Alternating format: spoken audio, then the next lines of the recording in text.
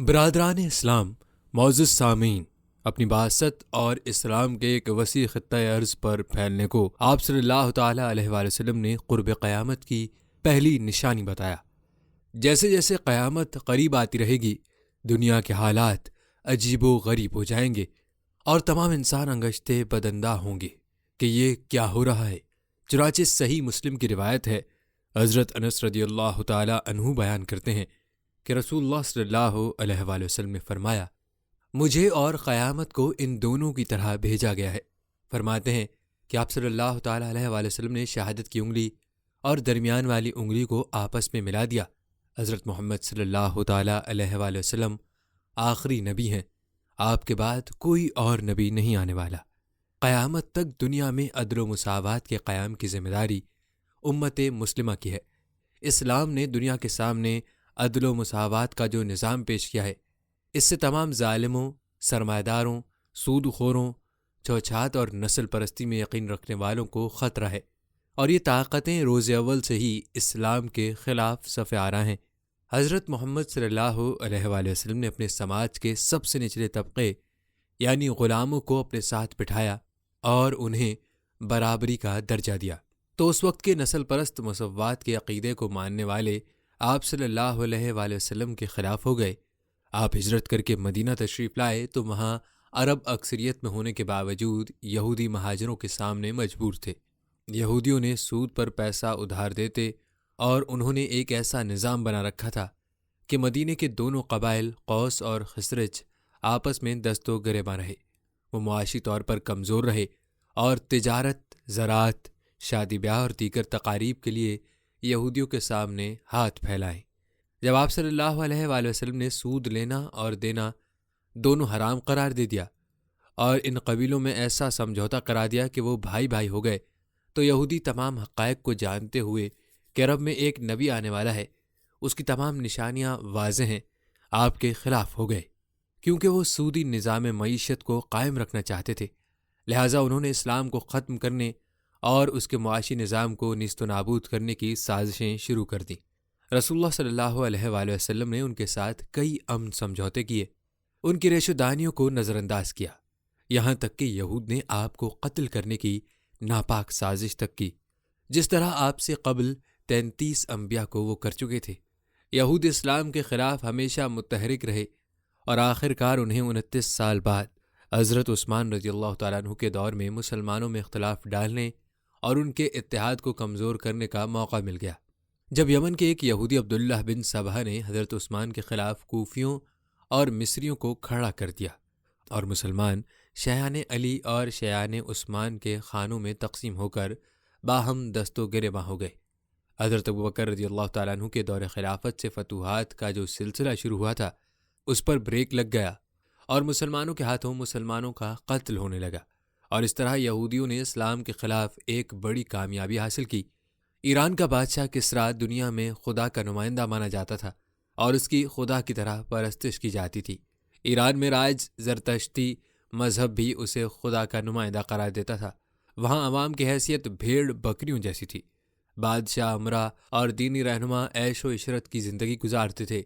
ان کے لیے قانون میں کوئی سزا نہیں تھی، تمام قوانین رعایا کے لیے تھے۔ مسلمانوں نے ایران فتح کر کے اسلام کا مساوی اور اخلاقی نظام رائج کیا۔ 600 سالوں سے بادشاہ کو خدا ماننے والی قوم کے حلق سے اسلام کی یہ دینی تعلیمات نیچے نہیں اتری اور وہ اسلام کے خلاف ہو گئے۔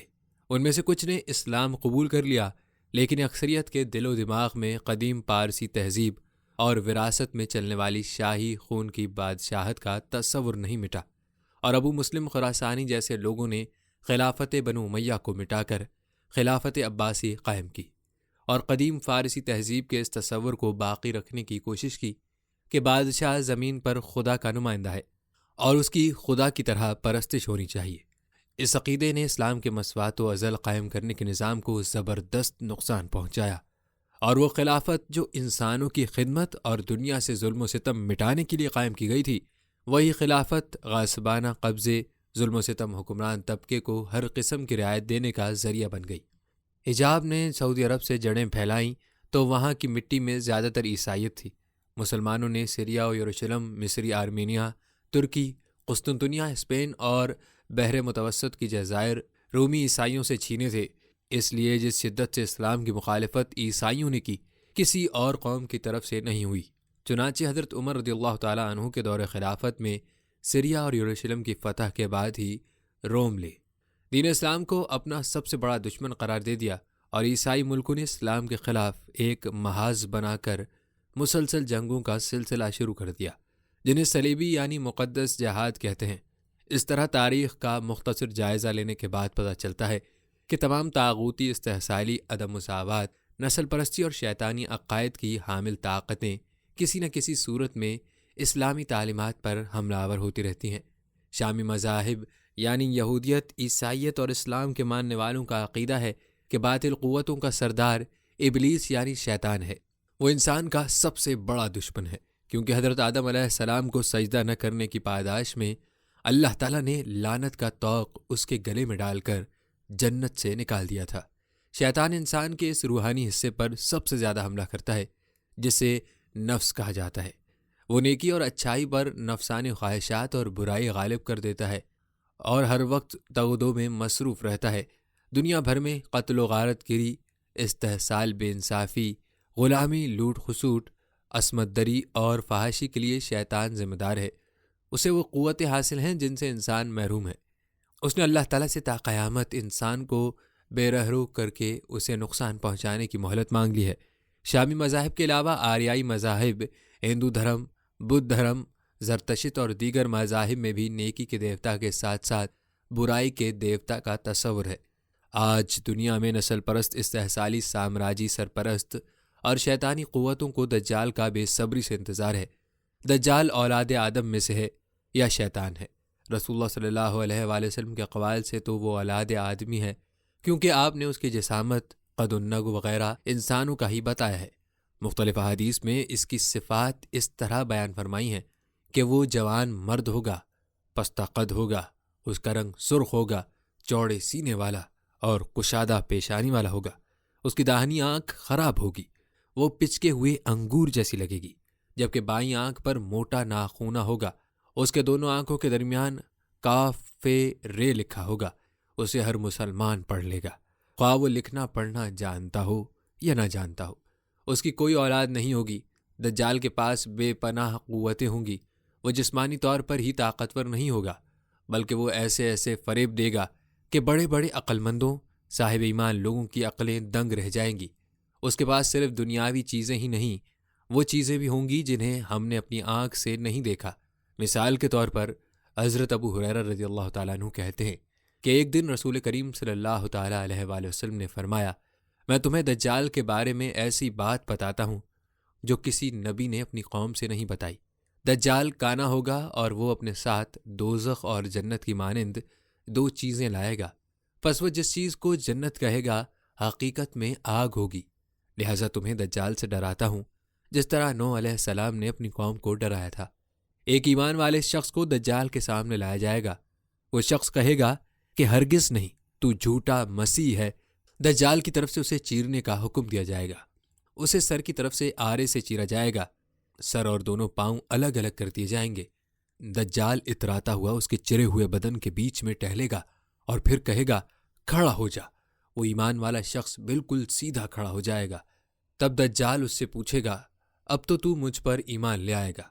وہ شخص جواب دے گا، ہرگز نہیں، اب تو میرا یقین اور پختہ ہو گیا اور میری بصیرت اور بڑھ گئی۔ جس طرح تو نے مجھے پہلے قتل کیا اور پھر دوبارہ زندہ کیا، اس سے مجھے کامل یقین ہو گیا کہ تو ہی جھوٹا دجال ہے۔ رسول اکرم صلی اللہ تعالیٰ علیہ وآلہ وسلم نے فرمایا، دجال اس شخص کو پکڑ کر دوبارہ ذبح کرنا چاہے گا، مگر پسلی کی ہڈی تک اس کی گردن کو تانبے کا بنا دیا جائے گا، یعنی کوئی ہتھیار اس پر اثر نہیں کرے گا۔ اس کے علاوہ دجال بارش کا حکم دے گا تو بارش ہونے لگے گی۔ اس کے پاس خوراک کے بڑے بڑے ذخیرے ہوں گے۔ اس کی رفتار اتنی تیز ہوگی کہ وہ لمحوں میں کئی کلومیٹر سفر طے کر لے گا۔ جس سواری پر وہ سوار ہوگا اس کے دو لوگ کناروں کے درمیان 40 گز کا فاصلہ ہوگا۔ ہمارا خیال ہے وہ سواری کوئی تیز رفتار جہاز ہوگا۔ بائبل میں دجال اینٹی کرائسٹ کو کہا گیا ہے، جو دنیا میں ہر طرف بدی پھیلائے گا۔ وہ نیکیوں کو ختم کرنے والا اور دنیا کا امن و امان برباد کرنے والا ہوگا۔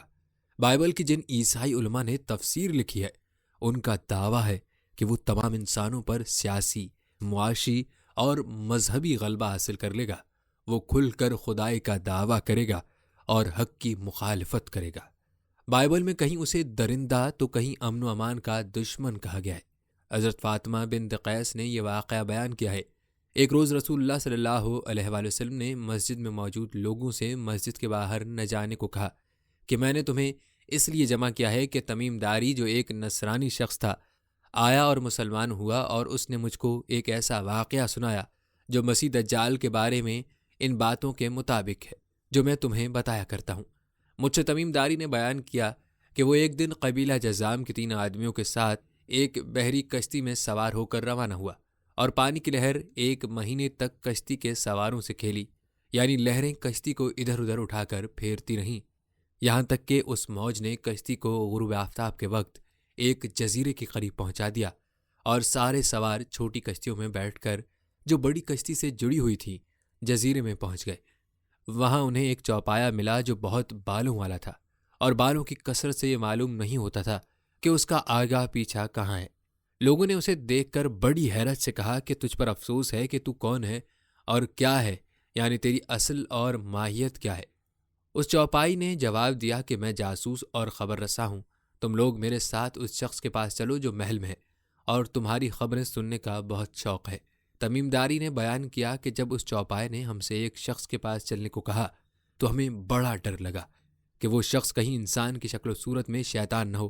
بہرحال ہم تیزی سے اس چوپائے کے ساتھ چل دیے، اور جب دیر میں داخل ہوئے تو کیا دیکھتے ہیں کہ وہاں ڈیل ایک بہت بڑے ڈول والا نہایت خوفناک شخص موجود ہے۔ اس جیسی شکل و صورت والا آدمی ہم نے پہلے کبھی نہیں دیکھا تھا۔ وہ نہایت مضبوط رسی سے بندھا ہوا تھا، اس کے ہاتھ گردن تک اور گھٹنوں کے درمیان سے ٹخنوں تک لوہے کی زنجیر سے جکڑے ہوئے تھے۔ ہم نے اس کو دیکھ کر بڑی حیرت کے ساتھ کہا کہ تجھ پر افسوس ہے، تو کون ہے اور کیا ہے؟ اس نے جواب دیا جب تم نے مجھ کو پا لیا اور معلوم کر لیا اور یہاں تک پہنچنے میں کامیاب ہو گئے ہو تو اب میں تم سے اپنے بارے میں کچھ نہیں چھپاؤں گا، سب کچھ بتا دوں گا۔ لیکن پہلے مجھے اپنے بارے میں بتاؤ کہ تم کون ہو اور کہاں سے آئے ہو۔ ہمارے لوگوں نے بتایا ہم عرب لوگ ہیں، بحری کشتی یعنی جہاز سے سوار ہوئے تھے۔ سمندری طوفان نے ہمیں 1 مہینے تک گھیرے رکھا اور ہماری کشتی نے یہاں لا کر چھوڑا۔ ہم جزیرے میں اتر گئے، یہاں ہمیں ایک بالوں والا چوپایا ملا اور اس نے کہا کہ میں جاسوس ہوں، تم لوگ اس کے پاس جاؤ جو محل میں ہے۔ چنانچہ ہم بڑی تیزی کے ساتھ تیرے پاس چلے آئے۔ کئی باتوں کے بعد اس نے پوچھا مجھے اہل عرب کے نبی کے بارے میں بتاؤ، اس نے کیا کیا؟ ہم نے کہا انہوں نے مکہ چھوڑ دیا ہے اور اب یثرب یعنی مدینے کو ہجرت کر گئے ہیں۔ اس نے پوچھا کیا عرب کے لوگ ان سے ڈرتے ہیں؟ ہم نے کہا ہاں۔ پھر اس نے پوچھا انہوں نے عربوں کے ساتھ کیا معاملہ کیا؟ ہم نے اس کو بتایا کہ وہ نبی عربوں پر غالب آ گئے ہیں، جو ان کے قریب ہیں انہوں نے ان کی اطاعت قبول کر لی ہے۔ اس نے کہا ان لوگوں کا ان کی اطاعت کرنا ہی بہتر ہے، اور اب میں تمہیں اپنے بارے میں بتاتا ہوں۔ میں در حقیقت مسیح یعنی دجال ہوں، اور وہ زمانہ جلد آنے والا ہے جب مجھ کو نکلنے کی اجازت مل جائے گی۔ اس وقت میں نکلوں گا اور 40 دنوں تک دنیا میں پھروں گا، یہاں تک کہ کوئی آبادی نہیں چھوڑوں گا جس میں داخل نہیں ہوں گا سوائے مکہ اور مدینے کے۔ یہ دونوں شہر مجھ پر حرام قرار دیے گئے ہیں۔ اس ممانعت کی صورت یہ ہوگی کہ جب میں ان دونوں شہروں میں سے کسی میں داخل ہونا چاہوں گا تو میرے سامنے ایک فرشتہ آ جائے گا جس کے ہاتھ میں ننگی تلوار ہوگی۔ وہ فرشتہ مجھے اس شہر میں داخل ہونے سے روکے گا۔ راوی کہتے ہیں کہ رسول اللہ صلی اللہ علیہ وآلہ وسلم نے تمیم داری کا یہ واقعہ بیان کرنے کے بعد صحابہ پر اپنی خوشی ظاہر کی کہ دیکھو دجال کے بارے میں تمہیں کچھ بتاتا ہوں۔ اس کی پوری تصدیق اور تائید اس واقعے سے ہو جاتی ہے۔ نیز آپ صلی اللہ علیہ وآلہ وسلم نے تمام شہروں پر مدینے کی فضیلت اور بڑائی کو ظاہر کرنے کے لیے جوش میں اپنے عصا کو منبر پر مار کر 3 مرتبہ فرمایا یہ ہے طیب، یہ ہے طیبہ یعنی مدینہ۔ پھر فرمایا یاد رکھو میں تمہیں یہی بات بتایا کرتا تھا۔ صحابہ نے کہا ہاں آپ ہمیں اسی طرح کی بات بتایا کرتے تھے۔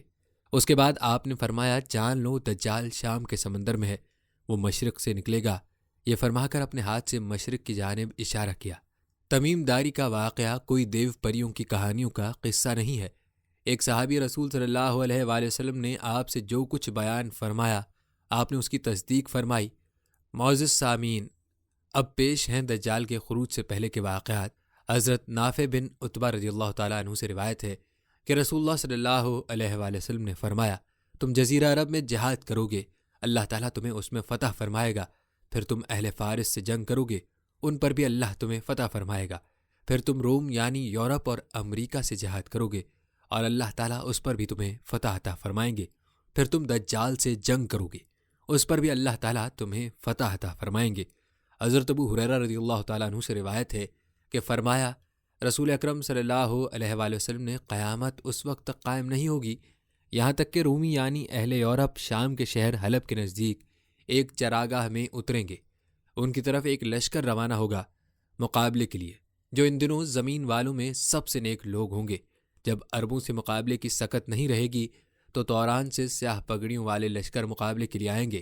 توران افغانستان اور ازبکستان وغیرہ کے علاقوں کو کہا جاتا ہے جہاں طالبان نے روس اور امریکہ کو بھاگنے پر مجبور کر دیا تھا۔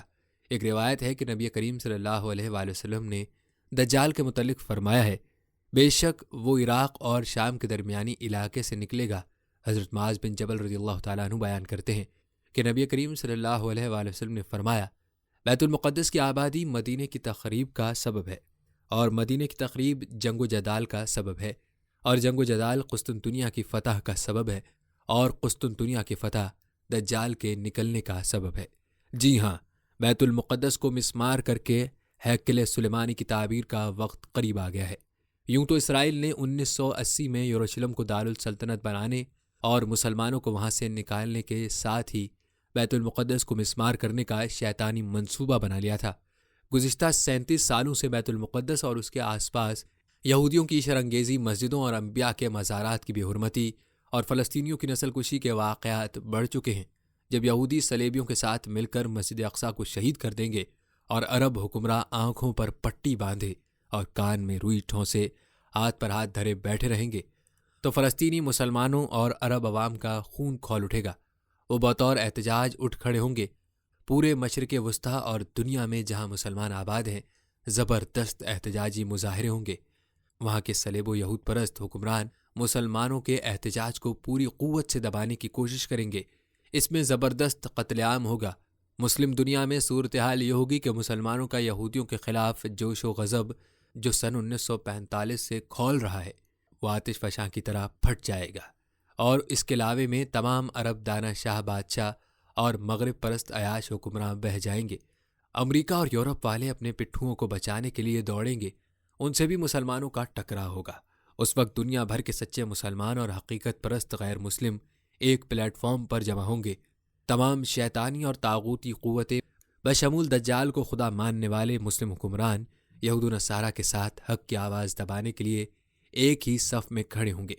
یہ جنگ اتنی خطرناک صورت اختیار کر لے گی کہ اس میں زبردست تباہی مچے گی۔ اس جنگ کو بائبل میں آمڈو گاؤں کہا گیا ہے۔ آپ کو یہ بھی بتا دیں کہ ترک سلطان محمد فاتح نے سن 1457 میں قسطنطنیہ کو فتح کیا تھا۔ یہ شہر یورپ میں واقع ہے اور آج اسے استنبول کے نام سے جانا جاتا ہے۔ اس شہر کا نام رومن بادشاہ کانسٹین کے نام پر رکھا گیا تھا اور اس کی عیسائی دنیا میں بڑی عزت تھی۔ اہل روم کو استنبول سینے میں پھانسی کی طرح محسوس ہوتا ہے اور وہ قطعی نہیں چاہتے کہ ان کی عظمت کا نشان یہ شہر مسلمانوں کے قبضے میں ہو۔ میرے عزیزو، حالانکہ خنزیر کو یہودیت، عیسائیت اور اسلام میں ناپاک اور گندا جانور کہا گیا ہے، اس کا گوشت کھانا حرام ہے، لیکن یہودی اس کا گوشت بہت پسند کرتے ہیں۔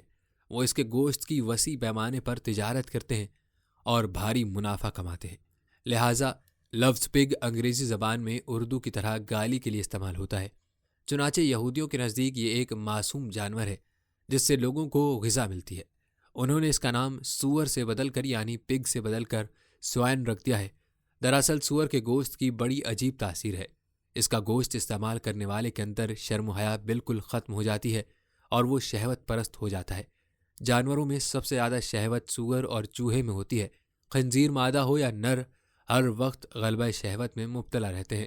اسی لیے دنیا بھر کے شہوت پرست زناکاری سے قبل شراب کے ساتھ خنزیر کا گوشت کھاتے ہیں اور ساحل سمندر، پارکوں اور پبلک پلیسز پر زناکاری کرتے ہیں۔ دنیا کو شہوت کی گندگی سے لتھیڑنے کے لیے یہودیوں نے اس کا گوشت، چربی اور دیگر چیزیں گھر گھر پہنچانے کا ذمہ لے لیا ہے۔ میرے عزیزوں، صہیونیوں کے مسیحا دجال کو حضرت عیسیٰ اپنے ہاتھ سے قتل کریں گے اور وہ لود واقعی اسرائیل کے مقام پر مارا جائے گا۔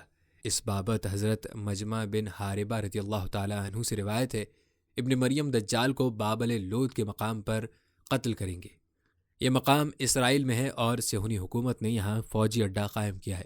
اس مقام پر فوجی اڈہ بنانے کا مقصد ہی یہ ہے، جب دجال حضرت عیسیٰ علیہ السلام سے بچتا بچاتا یہاں پہنچے تو اس کی حفاظت کے لیے دجالی لشکر تیار ہو اور وہ اپنے پورے سامان حرف کے ساتھ دجال کا قتل کرنے والے لشکر سے مقابلہ کر سکے۔ دجال کے خاتمے کے ساتھ ساتھ دنیا سے یہودیوں کا اقتدار بھی ختم ہو جائے گا۔ آج پوری دنیا میں یہودی مٹھی بھر ہیں۔ اگر دنیا بھر کی عسکری طاقت کا موازنہ کیا جائے تو اسرائیل عسکری اعتبار سے سب سے زیادہ مضبوط ملک ہے۔ سپر پاور دنیا کہے جانے والا امریکہ دراصل یہودیوں کی مٹھی میں ہے۔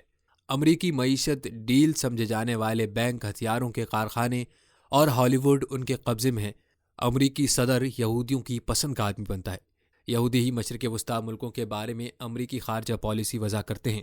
دوستوں، یہاں اتنی لمبی تمہید باندھنے کا مقصد یہ ہے کہ ہر عروج کو زوال ہے۔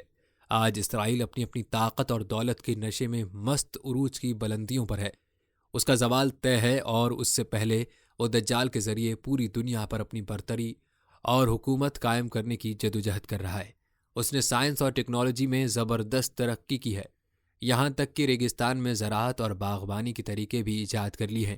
صہیونی پورے اسرائیل میں ورقت نام کے درخت اگا رہے ہیں۔ یہ درخت جگہ جگہ وسیع پیمانے پر کیوں اگائے جا رہے ہیں؟ ابن ماجہ میں ایک حدیث ہے جس کا ایک حصہ ہم یہاں آپ کو سنا رہے ہیں۔ جب حضرت عیسیٰ علیہ السلام دجال کو قتل کر چکیں گے تو پھر اللہ تعالیٰ یہودیوں کو شکست دے گا۔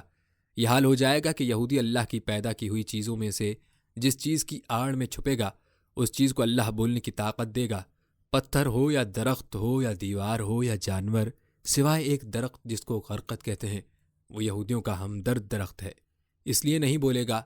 جب یہودی اس کے پیچھے چھپے گا، دریائے نیل سے مدینہ منورہ تک کو یہودی اپنی مملکت قرار دیتے ہیں۔ انہوں نے اپنے عظیم مملکت کا جو نقشہ بنایا ہے اس میں مصر سے لے کر فلسطین، اردن، شام، عراق اور حجاز تک شامل ہے۔ مصر کو وہ اپنا ملک اس لیے مانتے ہیں، 250 سال تک وہ وہاں رہے اور فرعون مصر نے انہیں اپنا غلام بنا کر ان کا جینا دوبھر کر دیا تھا۔ تو حضرت موسیٰ علیہ السلام نے فرعون کے ظلم و ستم سے انہیں بچایا اور دریائے نیل پار کر کے فلسطین کے علاقے میں لے آئے۔ مدینہ منورہ اسرائیلی کتابوں میں آخری نبی کی آمد کا مقام ہے، اس لیے یہودی آپ کی بعثت سے کئی سو سال قبل مدینے آ کر بچ گئے۔ انہیں امید تھی کہ آخری نبی انہی کی قوم سے ہوں گے، لیکن آپ حضرت اسماعیل کی اولاد سے اور عرب تھے۔ اس بات سے یہودیوں کو بڑی مایوسی ہوئی اور انہوں نے آپ صلی اللہ علیہ وآلہ وسلم کے خلاف سازشیں شروع کر دی۔ پانی سر تک پہنچ گیا تو آپ نے یہودیوں کو مدینے سے نکلنے کا حکم دیا اور حضرت عمر رضی اللہ تعالیٰ عنہ کے زمانے میں انہیں شام میں بسا دیا گیا۔ تب سے یہودی مسلمانوں سے خار کھائے بیٹھے ہیں اور انہیں پوری امید ہے کہ جس مدینہ منورہ سے انہیں نکال دیا گیا تھا ان کا خدا دجال آ کر وہاں قبضہ کر لے گا اور یہودیوں کا اقتدار دوبارہ قائم ہو جائے گا۔ لہٰذا وہ عراق کے کرد علاقے میں بڑی بڑی زمینیں خرید چکے ہیں۔ بدکار کرد آج کل ہر محاذ پر یہود و نصارہ کے ساتھ کھڑے نظر آ رہے ہیں اور عالم اسلام کے دشمن نمبر 1 بن چکے ہیں۔ دجال کے آنے سے قبل عیسائیوں اور مسلمانوں کے بیچ زبردست جنگ ہوگی۔ آج شام اور عراق پر قبضہ کرنے کے لیے مغربی طاقتیں کبھی مسلمانوں کو آپس میں لڑاتی ہیں تو کبھی ہیلے بہانے کر کے خود چڑھ دوڑتی ہیں۔ مسلم ملکوں میں مسلمانوں کے خلاف ہتھیار اٹھانے والے دراصل عیسائیوں اور یہودیوں کے ایجنٹ ہیں۔ آج شام میں دہشت گردی ختم کرنے کے نام پر جو جنگ لڑی جا رہی ہے وہ دراصل اسی جنگ کی شروعات ہے، جس میں رفتہ رفتہ اور ممالک ملوث ہو جائیں گے، لیکن حق پرست مسلم مجاہدین کی تمام کوششوں کے باوجود انہیں شکست نہیں ہوگی۔ ابو ہریرہ رضی اللہ تعالیٰ عنہ سے مروی ہے کہ مسلمانوں کا خیمہ جنگ کے روز غوطہ یعنی دمشق میں ہوگا، جو مدائن شام کے 72 علاقوں میں سے ایک ہے۔ رسول اللہ صلی اللہ علیہ وآلہ وسلم نے فرمایا، ایک زمانہ آئے گا جب عربوں کی تعداد کم ہو جائے گی اور توران سے سیاہ جھنڈے اور صافوں والے مجاہدین آئیں گے۔ اس وقت عربوں کو چاہیے کہ ان کا ساتھ دیں۔ تورن دراصل ایران سے متصل علاقوں کو کہا جاتا تھا، جہاں آج افغانستان، ازبکستان اور قازقستان ہے۔ آج کل امریکہ اور اس کے صلیبی ہواریوں کے خلاف سب سے زیادہ سخت جنگ افغانستان میں لڑی جا رہی ہے۔ امریکہ اور اس کے صلیبی ہواری اپنی تمام جنگی ٹیکنالوجی اور مظالم کے نئی طریقوں کے باوجود افغان مجاہدین کا حوصلہ پست نہیں کر پائے۔ افغانستان سے متصل ہی تاجکستان ہے جس نے روس کے خلاف طویل جدوجہد کے بعد آزادی حاصل کی ہے۔ افغان مجاہدین کے ساتھ بڑی تعداد میں تاجک اور ازبیک مجاہدین بھی شامل ہیں، اور یہ لوگ صلیبی امریکہ اور دوہرے روس کے خلاف بڑے سخت ہیں۔ عام طور پر یہ مجاہدین بھی سیاہ پگڑی باندھتے ہیں۔ بہت ممکن ہے کہ ایک روز یہ امریکہ اور اس کے حواریوں کو اس علاقے سے بھاگنے پر مجبور کر دیں گے کہ وہ دوبارہ یہاں گھسنے کی کوشش نہ کرے۔ یہی مجاہدین ایران اور عراق پار کر کے شام پہنچیں گے اور وہاں صلیبی اور یہودی لشکر کے خلاف برسر پیکار مجاہدین کی مدد کریں گے۔ رسول اکرم صلی اللہ علیہ وآلہ وسلم نے یہ بھی خبر دی ہے کہ قیامت کی نشانیوں میں سے یہ بھی ہے کہ درندے وحشی جانور باتیں کرنے لگیں گے، انسان کا کوڑا جوتے کا تسمہ اور انسان کی ران باتیں کریں گی۔ یہ تو آپ دیکھ ہی رہے ہیں کہ ٹیکنالوجی نے اس قدر ترقی کر لی ہے کہ telephone, radio tape recorder, loudspeaker, computer اور موبائل فون جو جمادات میں شامل ہے بول سکتے ہیں۔ اب تو ایسے کمپیوٹر بننے لگے ہیں جو بات کر سکتے ہیں۔ انتہائی باریک مائکروفون آج بٹن، کپڑوں اور لاکٹ اور بالوں میں چھپائے جا سکتے ہیں، ان کے ذریعے بات چیت کی جا سکتی ہے۔ ہو سکتا ہے آئندہ اس سے بھی زیادہ ترقی یافتہ ٹیکنالوجی ایجاد ہو جائے اور صرف آواز کی لہروں کو پتھروں، درختوں اور دیگر جمادات میں داخل کر کے ان سے آوازیں نکلوائی جائیں۔ جہاں تک جانوروں کی بات کرنے کا سوال ہے تو مختلف جانوروں کے حلق میں موجود وہ کل کوٹس نام کے عضو کی ریسرچ کی جا رہی ہے اور اس میں تبدیلی کر کے انہیں انسانی بولی سکھائی جا رہی ہے۔ اس کے علاوہ ہمارے دماغ کا جو حصہ گفتگو کو کنٹرول کرتا ہے، اس کے خلیات ان جانوروں کے دماغ میں ڈال کر جن کی زبان کی بناوٹ انسانوں جیسی ہے، ان کو انسان کی طرح بولنے کی تربیت دی جا رہی ہے۔ معزز سامعین، دجال کے نکلنے سے 3 برس پہلے قحط پڑے گا اور ان 3 سالوں میں لوگ سخت تکلیف اٹھائیں گے۔ پہلے سال اللہ تعالیٰ یہ حکم کرے گا کہ آسمان 2/3 بارش کو روک لے اور زمین کو یہ حکم کرے گا کہ 1/3 پیداوار روک لے۔ دوسرے سال اللہ تعالیٰ آسمانوں کو یہ حکم کرے گا کہ 2/3 بارش کو روک لے اور زمین کو یہ حکم کرے گا کہ 2/3 پیداوار روک لے۔ پھر کہ تیسرے سال اللہ تعالیٰ آسمان کو یہ حکم کرے گا کہ بالکل پانی نہ برسائے، ایک قطرہ بارش نہ ہوگی، اور زمین کو یہ حکم کرے گا کہ ایک دانہ نہ اگائے، پھر گھاس تک نہ اگے گی، نہ کوئی سبزی، آخر والا جانور جیسے پالتو مویشی کوئی بھی باقی نہیں رہے گا، سب مر جائیں گے مگر جو اللہ چاہے گا۔ آپ دیکھ ہی رہے ہیں کہ گلوبل وارمنگ کے سبب دنیا کا درجہ حرارت تیزی سے تبدیل ہو رہا ہے، کہیں بالکل سوکھا ہے تو کہیں زبردست سیلاب۔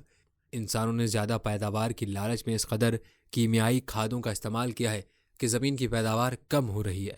امریکہ اور آسٹریلیا جیسے ممالک جو بڑے پیمانے پر گیہوں برآمد کرتے ہیں، ان کے یہاں گیہوں کی پیداوار 15% کم ہو گئی ہے۔ پوری دنیا میں موسم کی تبدیلی کے سبب فصلیں تباہ ہو رہی ہیں اور لوگ کھانے پینے کے سامان کی قلت کا سامنا کر رہے ہیں۔ ماہرین کا دعویٰ ہے کہ سن 2025 تک گلوبل وارمنگ کے سبب حالات مزید خراب ہو جائیں گے۔ دوستوں، آج دنیا میں جو بھی خرید و فروخت ہوتی ہے وہ ڈالر یعنی امریکی کرنسی کے ذریعے ہوتی ہے۔ امریکی کرنسی پر دجال کا پیرامڈ اور آنکھ چھپی ہوئی ہے۔ دنیا بھر میں یہودی بینک اپنا رسم و رسوخ بڑھا رہے ہیں۔ ایک زمانہ آئے گا جب کرنسی کے بدلے صرف کریڈٹ کارڈ چلیں گے، اور وہ زمانہ آ گیا ہے۔ کارڈ حاصل کرنے والے کو اپنی چھوٹی سی چھوٹی معلومات بینک کو دینی ہوگی، جو دی جا رہی ہے۔ بغیر معلومات کریڈٹ کارڈ نہیں بنے گا۔ دجال اور اس کے حواری ہی یہ طے کریں گے کہ کون شخص کیا خرید سکتا ہے اور کیا نہیں۔ معزز سامعین، کون لوگ دجال کے پیروکار ہوں گے اور کن اقوام کو اس سے عارضی دنیاوی فائدہ ہوگا؟ سب سے زیادہ یہودیوں کو دجال کا انتظار ہے۔ یہودیوں کا شروع سے ہی دنیا پر حکومت کرنے اور ہر انسان کو اپنا غلام بنانے کا سپنا رہا ہے۔ مدینہ کے لوگ ان سے قرض لیتے تھے اور ایک طرح ان کے تسلط کو قبول کرتے تھے۔ رسول اکرم صلی اللہ علیہ وآلہ وسلم نے مدینہ آ کر اسی تسلط کو ختم کیا تو یہودی آپ کی جان کے دشمن ہو گئے۔ حضرت ابو ہریرہ رضی اللہ تعالیٰ عنہ سے روایت ہے کہ رسول خدا صلی اللہ علیہ وآلہ وسلم نے فرمایا، دجال ضرور بالضرور خوز اور کرمان کے علاقوں سے 70,000 یہودیوں کے ساتھ اترے گا۔ ان کے چہرے چپٹے ہوں گے جیسے ہتھوڑے۔ یہودی عقیدہ رکھتے ہیں کہ دجال ہی وہ مسیح ہے جس کا انتظار قومی یہود کو ہے۔ یہودیوں کا عقیدہ ہے کہ حضرت داؤد علیہ السلام کی نسل میں سے ایک آدمی کو اللہ ملک عطا فرمائے گا اور یہ شخص مسیح دجال ہے۔ یہودی دجال کے جلد ظاہر ہونے کے لیے دعائیں کر رہے ہیں اور اپنے تہواروں پر اس کے لیے خصوصی دعاؤں کا اہتمام کرتے ہیں۔ دنیا کو دجال کی عبادت پر راضی کرنے کے لیے یہودیوں اور الیکٹرانک پرنٹ میڈیا کا بھرپور استعمال کر رہے ہیں۔ انہوں نے ہالی ووڈ میں کئی ایسی فلمیں بنائی ہیں جن میں دجال کو بھیانک اور بد شکل ہونے کے باوجود انسانوں کا نجات دہندہ، رحم دل، مسلح اور دنیا کو تحفظ دینے والا دکھایا ہے۔ انہوں نے ایسے متعدد کامکس اور کارٹون پروگرام بنائے ہیں جن کے ذریعے دنیا بھر میں مسیح دجال کے پیروکار تیار کرنا اور اسے سپر ہیرو بنا کر پیش کرنا ہے۔ بائبل میں ہے کہ دجال اسرائیلیوں کے ساتھ 7 سال کا معاہدہ کرے گا۔ اسرائیل اس کا مرکز بنے گا۔ دنیا بھر کے کفار جو وحدانیت کے منکر اور شیطان کی پرستش کرنے والے ہیں، ہر اس شخص کو خدا کا درجہ دے دیتے ہیں جو کسی غیر معمولی قوت کا حامل ہوتا ہے۔ مثال کے طور پر کوئی شخص آگ میں ہاتھ ڈال دے، پانی پر چل کر دکھائے، کسی لاعلاج مرض کو اچھا کر دے، کسی کے بارے میں کچھ کہہ دے اور وہ ہو جائے تو فوراً اس کی پرستش شروع کر دیتے ہیں۔ اس کے علاوہ لوگ ان جانوروں تک کی پرستش کرنے لگتے ہیں جن کے کسی عضو میں کوئی خرابی ہوتی ہے، یہاں تک کہ ضعیف الاعتقاد لوگوں کا ایک طبقہ عقل و سمجھ کو بالائے طاق رکھ کر فلم کاروں، سیاستدانوں، کھلاڑیوں، مالداروں کو بھگوان مان کر ان کے مندر بنا لیتا ہے اور ان کی پرستش کرنے لگتا ہے۔ اگر ایسے لوگوں کے سامنے کوئی شخص بارش لا کر دکھا دے یا مردہ کو زندہ کر دے تو وہ بلا تردد اسے خدا مان لیں گے اور یہی سمجھیں گے کہ خدا خود زمین پر اتر آئے ہیں۔ تو ایسے لوگ بھی دجال کی عجیب و غریب طاقتوں کو دیکھ کر اس کے پیروکار بن جائیں گے۔ حضرت ابو بکر صدیق رضی اللہ تعالیٰ عنہ بیان کرتے ہیں کہ رسول اکرم صلی اللہ علیہ وآلہ وسلم نے فرمایا، دجال مشرق کے ایک علاقے سے نکلے گا جس کا نام خراسان ہے۔ اس کے ساتھ ایسے لوگ ہوں گے جن کے چہرے گویا تہ بتہ ڈھالے ہیں۔ بائبل میں بھی اس بابت آیات ہیں جن میں لکھا ہے وہ ڈریگن کی پرستش کرتے ہیں، حیوان یعنی دجال کو قوت پہنچانے کے لیے، اور وہ دجال کی پوجا کرتے ہیں۔ کیا کوئی حیوان یعنی دجال جتنا طاقتور ہے؟ وہ دعویٰ کرتے ہیں کہ اس کے مقابلے کی کون اہلیت رکھتا ہے؟ بائبل میں ہے دجال کے پاس اپنی کوئی قوت نہیں ہوگی، بلکہ اسے یہ قوت اور معجزے شیطان دے گا، اور شیطان اسے اپنی قوت اور بے پناہ اختیارات دے گا۔ یہاں ایک بات واضح کر دیں، مشرق میں جاپان سے لے کر تبت تک ڈریگن کی پوجا ہوتی ہے، وہی سب سے بڑا دیوتا سمجھا جاتا ہے، اور ڈریگن کو جاپان، کوریا، چین، منگولیا، نیپال، ہانگ کانگ، تبت، کمبوڈیا، میانمار اور تھائی لینڈ میں مختلف ناموں سے یاد کیا جاتا ہے۔ ہر تہوار پر لوگ اس کی کٹ پتلی بنا کر یا ماسک پہن کر نکلتے ہیں۔ ان کے ہاں ڈریگن کے پاس زمین پر سب سے زیادہ قوت ہے۔ ہالی ووڈ میں ڈریگن کے ماننے والوں کو یہودیوں کے حق میں ہموار کرنے کے لیے کئی فلمیں بنائی گئی ہیں جن میں ڈریگن کو انسانوں کا دوست اور مددگار دکھایا گیا ہے۔ اس لیے بہت ممکن ہے کہ جب دجال ظاہر ہو تو یہ اقوام بھی اس کے ساتھ کھڑی ہوں اور اپنا ڈریگن تسلیم کر لیں۔ یہ شاید یہی وجہ ہے کہ شیطانی قوتیں بڑی تیزی سے چین کو ایک طاقتور ملٹری اور معاشی قوت بنا رہی ہیں۔ مشرقی ایشیا میں چین کا اثر بڑھتا جا رہا ہے اور اسلامی دنیا کے خلاف اس کی دشمنی کسی سے پوشیدہ نہیں۔ سنکیانک میں چینیوں نے مسلمانوں کا جینا دو بھر کر دیا ہے۔ وہاں داڑھی رکھنے، پردہ کرنے، نماز ادا کرنے اور روزہ رکھنے پر پابندی ہے۔ بہنوں اور بھائیوں، دجال عورتوں کو اپنے فریب میں مبتلا کرے گا، انہیں آزادی نسواں، مساوات اور فحاشی کے ایسے راستے دکھائے گا کہ عورتوں کی بڑی تعداد اس کی پیروکار ہو جائیں گی۔ یہ کام بھی پچھلے 100 سال سے یہودی دنیا بھر میں آزادی نسواں کے نام پر بخوبی کر رہے ہیں۔ یہودیوں کے ہاتھوں میں یورپ اور امریکہ کی فیشن انڈسٹری ہے۔ انہوں نے بڑی عیاری سے عورتوں کے لیے نیم برہنہ لباس، مساوات اور جنسی آزادی کے فریبی نعرے دیے ہیں۔ فلمی صنعت، ٹیلی ویژن، انٹرنیٹ، رسالوں اور اخبارات کے ذریعے گھر گھر فیشن کا سامان، جدید ترین کپڑے، زیورات، سینڈلز اور خوشبوئیں پہنچا دی ہیں۔ یہودیوں نے عورتوں کے لیے خصوصی سگریٹ اور شرابیں ایجاد کی ہیں۔ عربوں اور دیگر مسلم ملکوں کے امیر بھی مغربی طرز زندگی کے دلدادہ ہو چکے ہیں۔ امریکہ کی خاتون یہودی ممبر پارلیمنٹ نے دنیا بھر میں عورتوں کو آزادی کا نعرہ دیا ہے اور انہیں ہر قسم کی بدکاری پر مائل کیا ہے۔ آج پوری دنیا میں اشتہارات اور فلموں میں عورت کے جسم کا بیجا استعمال ہو رہا ہے۔ پورن انڈسٹری یعنی فحش فلموں کا کاروبار یہودیوں کے ہاتھوں میں ہے اور انہوں نے ان فلموں میں عیاشی کرنے والی عورت کو جدید آئیڈیل عورت بنا کر پیش کیا ہے۔ آج دنیا بھر کے ٹی وی شوز، کلچرل پروگراموں میں بلو فلموں کی اداکاراؤں کو مہمان خصوصی کے طور پر مدعو کرتے ہیں۔ ان کے پیشے کو برائی نہیں بلکہ ایک فن کے طور پر پیش کیا جاتا ہے۔ لاطینی امریکہ، ایشیا اور افریقہ میں مڈل کلاس کی عورتیں یہودیوں کے لائے گئے آرائشی سامان کی طرف تیزی سے راغب ہو رہی ہیں۔ فیشن، عریانیت اور جنسی آزادی عورت کو شیطان اور دجال کا پیروکار بنانے کے سب سے مؤثر ہتھیار ہے۔ شاید آپ کو یہ جان کر تعجب ہو کہ بلو فلموں میں کام کرنے والی رومن کیتھولک اور مسلمان اداکاراؤں کو خاص اہمیت دی جاتی ہے اور ان کی تشہیر پر زیادہ دھیان دیا جاتا ہے۔